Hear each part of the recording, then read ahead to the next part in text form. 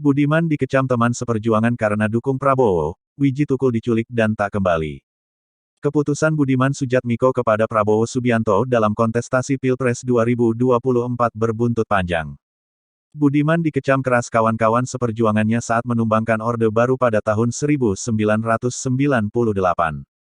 Mantan Sekjen Partai Rakyat Demokratik (PRD) Petrus Haryanto yang pernah berada satu sel dengan Budiman setelah diculik oleh pasukan Prabowo menyesalkan keputusan itu. Saat diculik, Budiman berstatus sebagai ketua PRD dan Petrus menjabat sebagai sekjen. Petrus menyebut deklarasi relawan Prabowo Budiman Bersatu Prabu di Semarang, Jawa Tengah adalah bentuk pengkhianatan Budiman terhadap kawan-kawan seperjuangannya. Bukan itu saja, politikus PDIP itu juga mengkhianati keluarga korban penculikan. Lebih dalam lagi, dia telah mengkhianati demokrasi dan nilai-nilai kemanusiaan. Manuver Budiman secara terang-terangan mendukung Prabowo adalah dukungan kepada penjahat HAM. Itu adalah langkah politik yang ingin menghapus jejak hitam pelaku pelanggaran HAM, meneguhkan politik impunitas, kata Petrus Haryanto, Senin, 2.182.023. Petrus menolak retorika Budiman bahwa langkah yang diambilnya adalah tugas sejarah.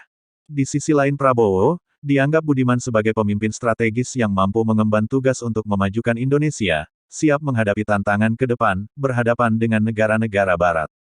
Itu pembenaran Budiman saja, untuk melegitimasi bahwa berangkulan dengan penculik adalah keharusan. Sejarah. Itu bukti pragmatisme Budiman supaya bisa mendapatkan sesuatu ketika Prabowo berkuasa. Padahal belum tentu juga Prabowo menang, tegas Petrus. Mantan kawan satu sel Budiman di penjara LP Cipinang ini menilai, koleganya itu tengah mempertontonkan politik oportunis.